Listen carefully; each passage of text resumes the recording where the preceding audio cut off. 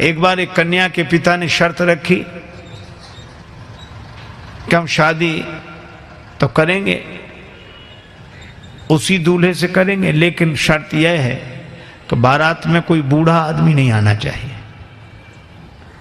युवकों ने कहा कि ठीक ही है, ये बूढ़े क्या करेंगे ब्याह बारात में, यहीं बैठ के राम राम करें, भजन करें, घर में रहें, काहे को, और विवाह में क्या हम लोग सब जा ही रहे। वृद्ध मान गए, पर दूल्हे का जो नाना था वो बोला ना ना हम तो चलेंगे, हमें तो ले चलो। नाना वो लोग कहते हैं कि बूढ़ा दिख गया तो बारात लौटा दी जाएगी। नाना बोले तो ऐसे ले चलो कि दिखे नहीं, पर ले चलो। किसी तरह इंतजाम किया गया, गाड़ियों में जहां सामान रखते हैं उसमें ही नाना को किसी तरह छिपा कर ले गए। बारात पहुंची, कन्या के पिता ने अपना एक आदमी भेजा, देखो कोई बूढ़ा तो नहीं आया है। संवाददाता ने समाचार दिया कि कोई बूढ़ा नहीं आया। तो कन्या के पिता ने एक शर्त रखी कि हम विवाह के लिए तैयार हैं, पर बारातियों को हमारी एक शर्त पूरी करनी पड़ेगी। गांव के बाहर जो नदी बह रही है उस नदी में पानी की जगह शुद्ध दूध बहाओ तो हम विवाह करेंगे। अब बहुत अकल लगाई लड़कों ने, नदी में पानी की जगह शुद्ध दूध, इम्पॉसिबल, असंभव। तो कहा चलो बारात वापस ले चलें। बारात वापस लौटने लगी। किसी ने कहा बारात तो लौट ही रही, नाना के काहे को प्राण ले रहे हो, बाहर निकाल ले। नाना से कहा कि निकल आओ। नाना बोला क्या बात है, वो कहा अब तो बारात ही वापस जा रही है। कहा क्यों? कहा वो कहते हैं कि नदी में पानी की जगह शुद्ध दूध बहाओ। नाना मुस्कुराया कि छोटी छोटी बातों पे कहीं बारातें लौटती हैं। लड़के बोले नाना दिमाग खराब है, छोटी बात है, इतना दूध कहाँ से आवे और नदी में, और ये और फिर शुद्ध कैसे रह जाएगा, दूध पानी में डालोगे तो ये। वृद्ध ने मुस्कुरा कर कहा कि जरा सी बात है, तुम जो कन्या के पिता की ओर से समाचार लेकर आया था उसी के द्वारा तुम समाचार भिजवा दो। क्या? कि दूध का इंतजाम हमने कर लिया है, शुद्ध दूध बहा देंगे, इतना नदी भर जाए उससे भी ज्यादा दूध हमारे पास है, लेकिन हमारी भी एक शर्त है। क्या? कि नदी का पानी खाली तुम करा दो, दूध हम बहा देंगे। कन्या के पिता के पास खबर गई कि वो कहते हैं कि नदी का पानी खाली तुम कराओ, दूध हम बहा देंगे। कन्या का पिता बोला जरा अच्छी तरह छानबीन करो, बारात में जरूर कोई बूढ़ा आया है, नहीं तो।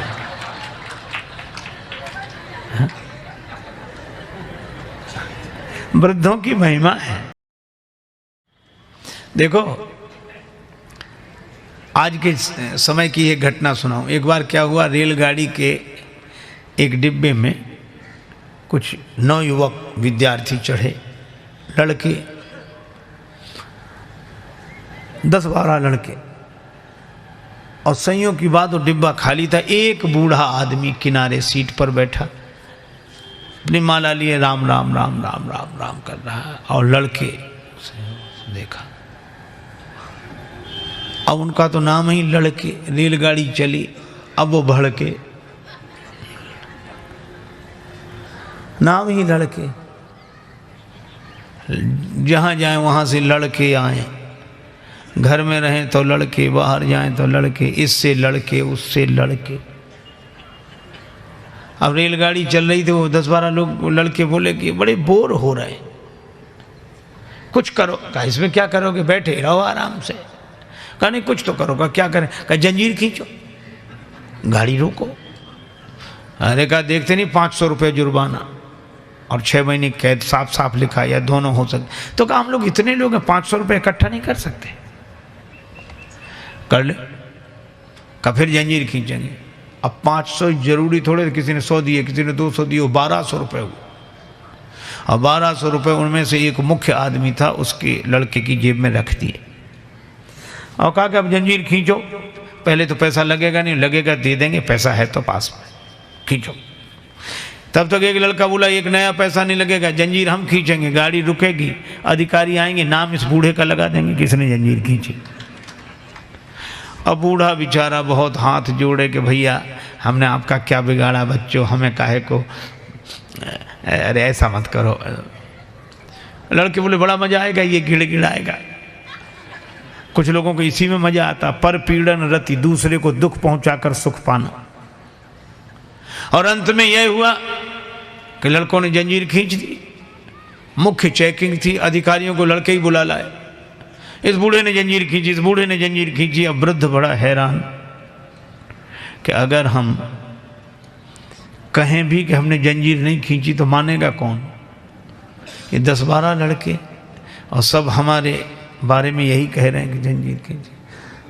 तो उसको भगवान ने ऐसी प्रेरणा दी, अधिकारी ने डांटते हुए कहा तुम वृद्ध होकर शर्म नहीं लगती, जंजीर क्यों खींची? बूढ़ा बोला साहब जंजीर तो खींची पर मजबूरी में खींची।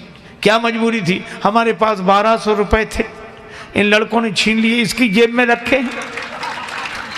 अब तो बूढ़े के सामने ही गिने गए थे रुपए और रखे गए। अधिकारियों ने जो देखा तो उसकी जेब में रुपए मिल गए। ईमानदारी का जमाना था, बूढ़े को 1200 रुपए मिले और शाबाशी दी गई कि बड़ा साहस का काम किया, बहादुरी का काम किया। अब लड़के एक दूसरे का मुंह देखेंगे, ये तो हम सोचते ही नहीं थे। वृद्ध को तो 1200 रुपये मिले, लड़के पकड़ गए।